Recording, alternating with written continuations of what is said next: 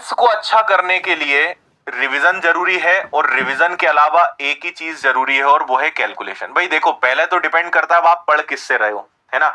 मैं ये नहीं कहूंगा कि आप मुझसे पढ़ो या किसी से भी, आप किन से पढ़ रहे हैं वो बहुत मैटर करता है ना। क्योंकि वो किस तरीके से पढ़ा रहे हैं, उनके बेसिक्स कैसे आपको वो क्लियर कर रहे हैं, किस तरीके के शॉर्टकट्स हैं, लेवल वाइज टाइप वाइज, वो हर टीचर का अपना अंदाज है। आप किन से पढ़ रहे हैं वो बहुत इंपॉर्टेंट है, क्योंकि उसके बाद ही कुछ हो पाएगा। तो ये मान लेते हैं कि आप किसी से ही पढ़ रहे हैं, आप मुझसे पढ़ रहे हैं, किसी से ही पढ़ रहे हैं, है ना, सब अच्छा पढ़ाते हैं।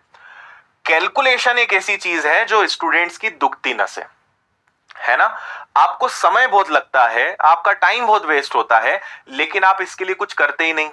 मुझे दो चीजों में हमेशा शिकायत रहती है, जब कोई कहता है सर मेरा कैलकुलेशन बड़ा कमजोर है, या कोई कहता है सर मेरी इंग्लिश बड़ी कमजोर है।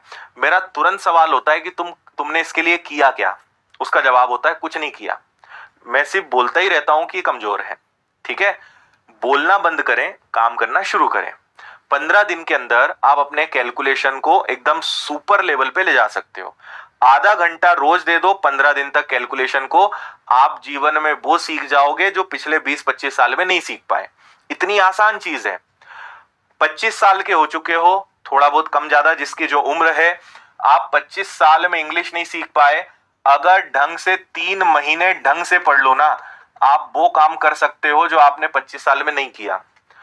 दिक्कत क्या है, करने की है। करा ही तो नहीं जा रहा है सर, वो तो हमें भी पता है कि कर लेंगे तो बन ही जाएगा, है ना। करा ही तो नहीं जा रहा है। और इसीलिए मैंने आज के सेशन की शुरुआत ही इससे करी थी। आपके मजे से किसी को फर्क नहीं पड़ता, आपको अच्छा लगे नहीं लगे, कैसा है कैसा बनता है, किसी को फर्क नहीं पड़ता है। पेपर बनाने वाले को तो बिल्कुल फर्क नहीं पड़ता, सरकार को बिल्कुल फर्क नहीं पड़ता कि तुमने स्कूल में क्या पढ़ा, तुम्हारा लेवल क्या है, तुम्हारा क्या है, कोई फर्क नहीं पड़ता। तो जब उनको फर्क नहीं पड़ता तो भाई तुम्हें तो फर्क पड़ना चाहिए ना। तुम्हें तो नौकरी लेना है, तुम्हें तो सक्सेस चाहिए। तो इसीलिए ये हम बेवजह इन चीजों को कठिन मान कर बैठे हैं, because of bad experience in school time. School में हमारे अनुभव इतने बेकार रहे हैं कि हमें लगता है कि यार हम इनमें कुछ नहीं कर पाएंगे, है ना। मैं आपको बता रहा हूं, ये चंद महीनों की चीजें हैं। आप स्कूल में पढ़े हो, सरकारी स्कूल में पढ़े हो, गांव के हो, पढ़ने में बड़े कच्चे थे, मेरी नजर में सब चीजें बकवास हैं। सिर्फ एक बात मैं जानता हूं कि आज तुम कितनी मेहनत कर रहे हो। आज अगर मेहनत कर रहे हो तो आपका सिलेक्शन हो जाएगा, आप जिस विषय को हाथ में लेना चाहोगे वो अच्छा हो जाएगा। दिक्कत क्या है कि आपने दिमाग में ये बैठा लिया है कि ये मुझसे नहीं हो पाएगा, मेरा ये विषय अच्छा नहीं हो पाएगा। और जब इस मानसिकता के साथ कोई चीज पढ़ोगे, वास्तव में नहीं हो पाएगा। अरे जब दिमाग में ही रिजल्ट लेके घूम रहे हो कि मेरा इंग्लिश अच्छा नहीं हो पाएगा, तो कहां से हो पाएगा, सोच के ही वही घूम रहे हो, है ना। इसीलिए इस बात को समझो, अपने जो पुराने कंसेप्ट है ना, मिसकंसेप्शन जो है, इनको हटाओ। टारगेट बना लो कि भाई किस खेत की मूली है, देख लेंगे। 2 महीने, 3 महीने, 4 महीने लगेंगे, 5 महीने लगेंगे, सीख लेंगे। बड़ी बात नहीं है यार, ये चंद महीनों की चीजें हैं। आप खुद अपने आप को रोक कर बैठे हुए हो कि मैं कैसे अच्छा करूं, कैसे इनको पढ़ूं। कुछ भी नहीं है इनमें, चंद महीनों की चीजें हैं। पहला तो सही टीचर आपको मिल जाए, है ना, और दूसरा फिर आप एकदम मैदान में कूद पड़े कि भाई ठीक है अब हम देख लेंगे। और मेरा ये मानना है कि फिर टीचर थोड़ा 19सा भी हो ना, अगर आप मैदान में कूद गए ना एकदम, तो फिर टीचर का खेल बचता ही नहीं है, फिर पूरा खेल आपका ही है, क्योंकि आपके हाथ में ही मेहनत करना है। हर टीचर बढ़िया है यार, मेरी नजर में सब बढ़िया है। आपको मेहनत करना है, आप जिसके साथ मेहनत करोगे वो अच्छा होगा। और इसी से एक बात बता दूं कि क्योंकि आजकल क्या ऑनलाइन के कारण ये बड़ा हो चुका है ना। ऑनलाइन कारण कोर्सेज बड़े सस्ते हो चुके हैं। मैं वो बात बोल रहा हूं जो कोई नहीं बोलता, लेकिन आपको पता है कि मैं किसी चीज की चिंता नहीं करता हूं। मैं जो है वो बोलना पसंद करता हूं। मैं आपको एक बहुत कटु सत्य बताता हूं जो आप सबके साथ हो रहा होगा। ऑनलाइन की दुनिया में आजकल कोर्सेज बड़े सस्ते हो चुके हैं, है ना। मैंने देखा है कि आजकल हर बच्चा एक या दो अलग अलग जगह के कोर्स तो पटक ही लेगा। ले ही लो, 400-500 का तो आ ही रहा है, ले लो, है ना। ढेर सारी पीडीएफ इकट्ठी कर लेगा, यूट्यूब पे 10 लोगों को फॉलो करेगा, ठीक है।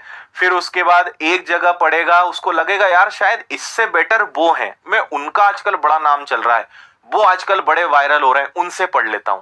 उनसे पढ़ेगा, वहां भी मन नहीं लगेगा। इसी बीच में फिर कोई और आ जाएगा, फिर लगेगा यार आजकल ये बड़े चल रहे हैं, मेरा दोस्त इनसे बोल रहा है, इनके बारे में कह रहा है, इनसे पढ़ लेते हैं। एक बहुत काम का नियम मैं आपको बता रहा हूं, फॉलो वन टीचर, ठीक है? Follow only one.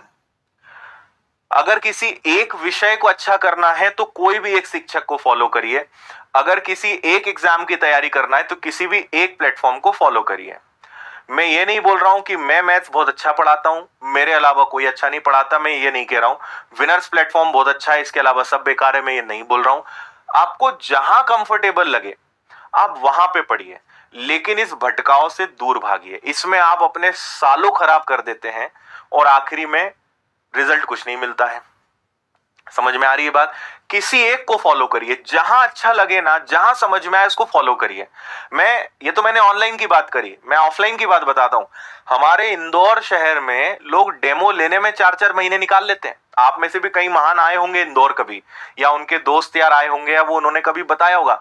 लोग 4 महीने डेमो क्लास लेते हैं, 4-4 महीने से डेमो क्लास चल रही है। वो डिसाइड ही नहीं कर पा रहे ज्वाइन कहां करना है, क्योंकि डेमो क्लास का पैसा नहीं लगता। तो 4 दिन यहां पढ़ लिया, फिर वहां बहाना बनाते रहे, बस कल फीस दे देंगे, परसों दे देंगे। 10 दिन वहां हो गए।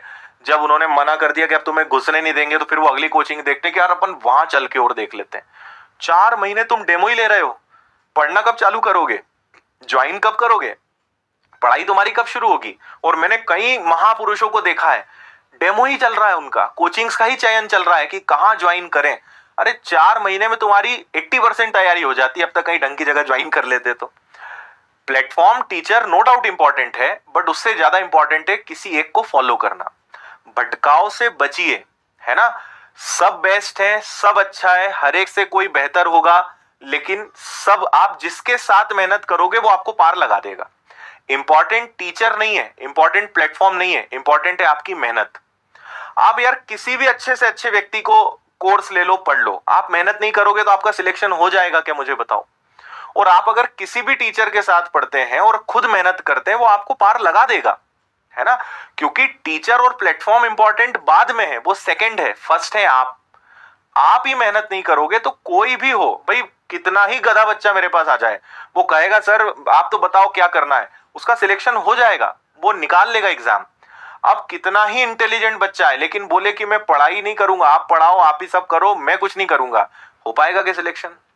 किसी को बहुत भूख लगी हो और वो कहे कि मुंह नहीं खोलूंगा मैं, मेरे शरीर में कुछ जाना नहीं चाहिए लेकिन भूख मिटाओ, कैसे मिटाएंगे उसकी भूख? भाई मुंह तो खोलना पड़ेगा ना, कुछ तो तुम्हें, कुछ एफर्ट तो तुम भी लगाओ। तो इंपॉर्टेंट है आपकी मेहनत। आपकी मेहनत जिस चीज से चिपक जाएगी, सक्सेस आपको मिल जाएगी। इसलिए इस बात को समझें, भटकना बंद करें, अपने समय की कीमत को समझो यार। आपको अपने टाइम की ही वैल्यू नहीं है, मैंने शुरू में ही कहा। आप देख लेना, समय की कीमत नहीं समझोगे, या तो अफसोस होगा या रिजल्ट मिलेगा। कीमत समझ लोगे तो रिजल्ट मिलेगा, कीमत नहीं समझोगे अफसोस होगा। यूं ही अपने गांव के होटलों पे इतने सारे लोग जो कभी बड़े शहर गए थे और लौट कर आए हैं, कभी उनसे मन की बात जानना, वो आपको बताएंगे कि भाई समय बहुत अच्छा था हमारे पास, बस हमने कुछ बेवकूफियां कर दी, हम समय की कदर नहीं कर सके, इसलिए आज गांव के होटले पे बैठे और तुम्हें ज्ञान दे रहे हैं, है ना?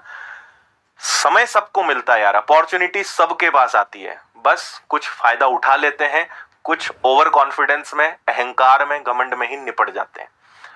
बाद में समझ में आता है लेकिन कुछ नहीं कर सकते। जब एज निकल जाएगी, जब आप पेपर देने लायक नहीं बचेंगे, उस ज्ञान का अचार ही डालना है अपने को, क्योंकि अब उस ज्ञान का कुछ नहीं कर सकते, है ना? और जब मिल रहा था तो कदर नहीं करी। ठीक है,